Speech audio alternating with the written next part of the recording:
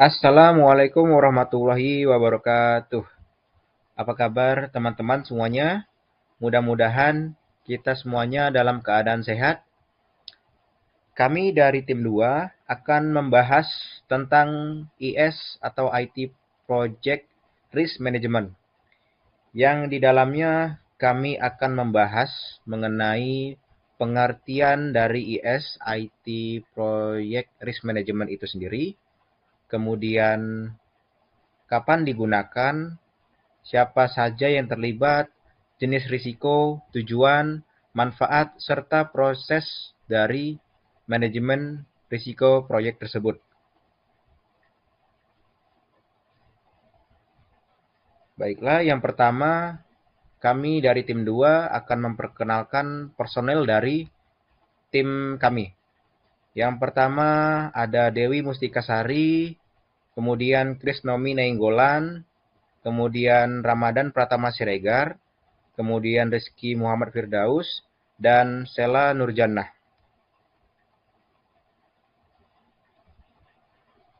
Untuk bahan-bahan diskusi yang akan kami sajikan pada kesempatan kali ini meliputi beberapa hal. Yang pertama tentang introduction. Di sini kami akan menjelaskan mengenai pengertian dari IS IT Project Risk Management tersebut. Kemudian di kapan digunakan, serta siapa saja yang terlibat. Kemudian masuk kepada jenis risiko, kemudian tujuan manajemen risiko proyek, kemudian manfaat manajemen risiko proyek, dan proses manajemen risiko proyek.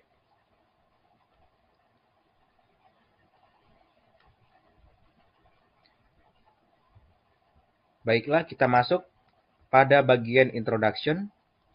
Untuk pengertian dari IS IT Project Risk Management, IT atau IS Project Risk Management adalah proses yang digunakan untuk mengidentifikasi, menilai, dan mengatasi risiko-risiko yang mungkin terjadi selama pelaksanaan proyek informasi dan teknologi.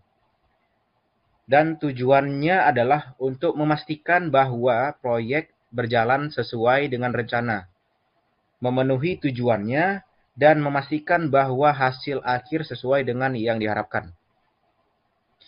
Kemudian untuk poin yang kedua, kapan digunakan? Baiklah, IS atau IT Project Risk Management ini digunakan sejak awal proyek dan dilakukan sepanjang masa proyek itu berjalan. Kemudian proses ini dimulai dengan mengidentifikasi risiko sejak awal, kemudian dievaluasi selama proyek berlangsung, dan dilanjutkan dengan mitigasi risiko, serta memonitornya sepanjang masa proyek. Kemudian siapa saja yang terlibat? Yang terlibat dalam IS atau IT Project Risk Management ini meliputi beberapa pihak. Yang pertama, anggota tim proyek. Siapa saja itu? Yaitu mereka yang terlibat langsung dalam pelaksanaan proyek dan memahami proses dan teknis proyek. Kemudian yang kedua, manajemen proyek. Siapa itu? Mereka yang memimpin dan bertanggung jawab atas pelaksanaan proyek serta memastikan bahwa proyek berjalan sesuai dengan rencana dan memenuhi tujuannya. Kemudian pihak yang terlibat adalah sponsor proyek, yaitu mereka yang menyediakan dukungan finansial dan sumber daya untuk proyek. Kemudian yang terakhir ada pemangku kepentingan. Siapa saja itu pemangku kepentingan? Yaitu termasuk pelanggan, vendor, dan regulator, serta mereka yang memiliki kepentingan terhadap hasil akhir proyek dan memengaruhi proses dan hasil proyek.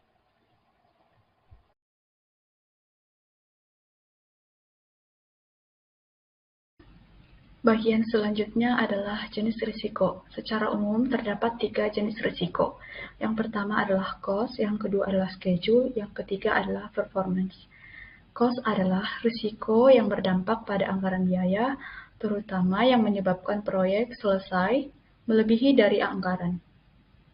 Sedangkan schedule adalah risiko konflik penjadwalan yang tidak direncanakan, seperti kejadian yang menyebabkan proyek tertunda. Misalnya adalah scope creep, merupakan salah satu contoh alasan umum untuk masalah penjadwalan dan penundaan dari proyek. Yang ketiga adalah performance. Performance adalah risiko kejadian yang menyebabkan proyek menghasilkan hasil yang tidak sesuai dengan spesifikasi proyek atau kebutuhan proyek. Selanjutnya adalah tujuan manajemen risiko proyek. Tujuan manajemen risiko proyek sendiri terbagi menjadi dua. Yang pertama itu meminimalisir potensi risiko negatif dan memaksimalkan potensi risiko positif. Risiko positif artinya peluang yang dapat memberikan dampak positif pada proyek, seperti penghematan budget, percepatan waktu, dan lain sebagainya. Sedangkan risiko negatif merupakan hal yang tidak diinginkan terjadi atau dapat memberikan dampak negatif pada proyek, seperti penambahan budget dan potensi delay. Selanjutnya adalah manfaat manajemen risiko proyek. Terdapat beberapa manfaat manajemen risiko proyek. Yang pertama, dapat mengantisipasi atau menghindari masalah.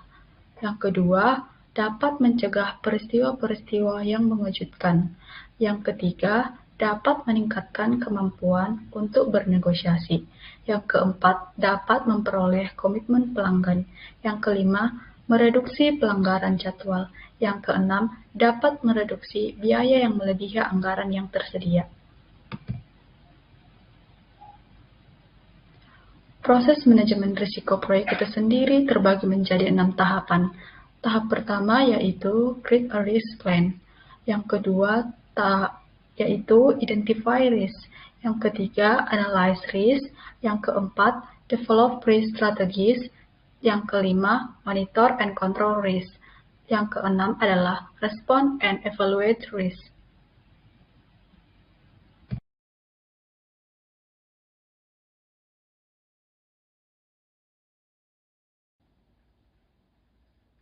Kita mulai dengan tahap pertama, itu create risk plan.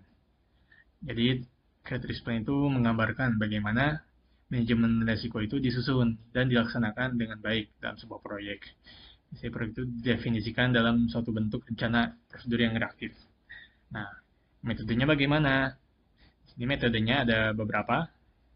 Saya sebutkan dua saja. Metode pertama itu bisa dilakukan dengan wawancara dengan stakeholder atau pihak yang pernah melaksanakan proyek sejenis.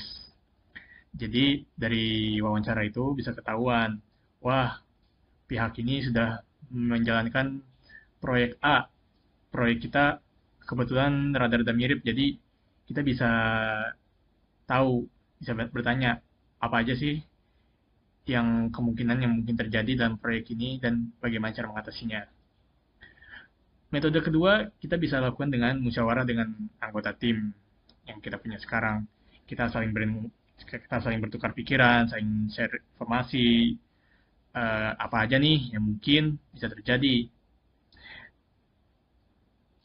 Kemudian saya lanjut ke tahap kedua, yaitu identify risk. Identify risk ini merupakan proses peninjauan dari seluruh risiko yang mungkin terjadi. Kemudian keseluruhan itu dianalisis. Kemudian diketahui respon risiko yang mungkin dilakukan agar tidak berdampak buruk bagi proyek. Untuk risk sendiri dibagi menjadi 3. Ada low, moderate, dan high. Nah, pihak apa saja yang terlibat dalam identify risk ini?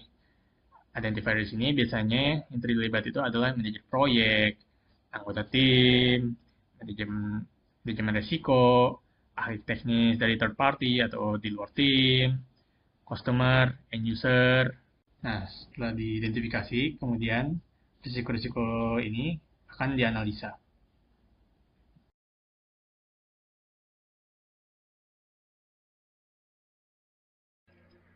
Tahap 3, analisis risiko. Analisis risiko memberikan pendekatan sistematis untuk mengevaluasi risiko yang diidentifikasi oleh pemangku kepentingan proyek. Analisis risiko terbagi dua, yaitu kuantitatif dan kualitatif. Tujuannya adalah untuk menentukan setiap probabilitas dan dampak risiko yang teridentifikasi pada proyek dan kemudian memprioritaskan risiko sehingga strategi risiko yang efektif dapat dirumuskan. Singkatnya, risiko mana yang membutuhkan tanggapan?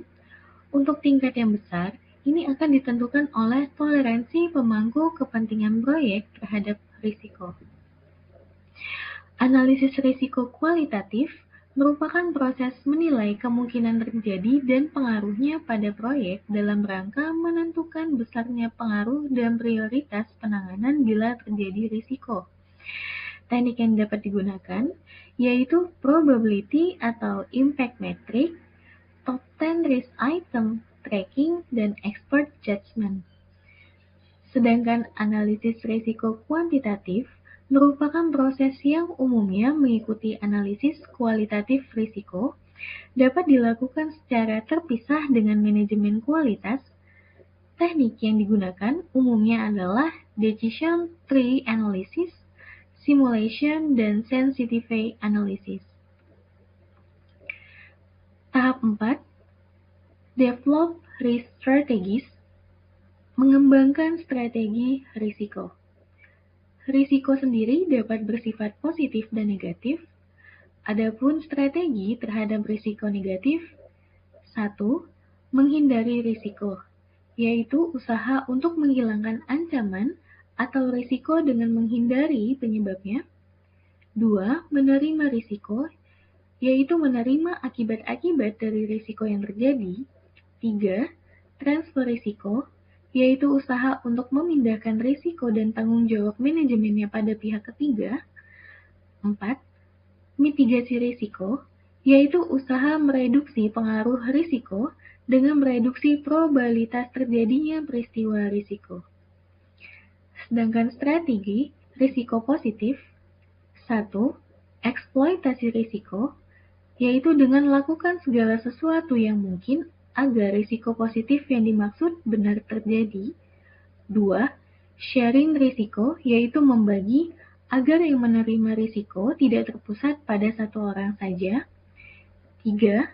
Tingkatkan risiko, yaitu usaha agar kesempatan tersebut semakin besar dengan memaksimalkan pemicu risiko positif dan menerima risiko. Control risk. Di sini terdapat beberapa tools yang biasa digunakan untuk memantau dan mengendalikan risiko proyek, yaitu yang pertama ada risk audit. Ini fokusnya untuk memastikan bahwa manajer proyek dan tim telah melakukan proses yang ada.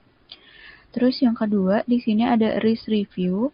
Ini para stakeholder atau pemangku kepentingan proyek harus mengadakan tinjauan risiko berkala yang terjadwal. Yang terakhir di sini ada risk status meeting and reports. Ini menyediakan sistem komunikasi formal untuk memantau dan mengendalikan risiko proyek. Lalu untuk tahap ke-6, yang terakhir yaitu respond and evaluate risk, yang mana dalam tahap ini diperlukan rencana respon dan evaluasi, yaitu yang pertama ada pemicu yang menandakan bahwa risiko telah terjadi. Lalu yang kedua ada pemilik risiko, yaitu orang yang bertanggung jawab untuk memantau risiko dan memastikan bahwa respons risiko yang tepat telah dilakukan.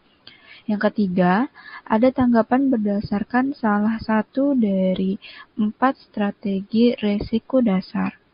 Dan yang terakhir, ada sumber daya yang memadai.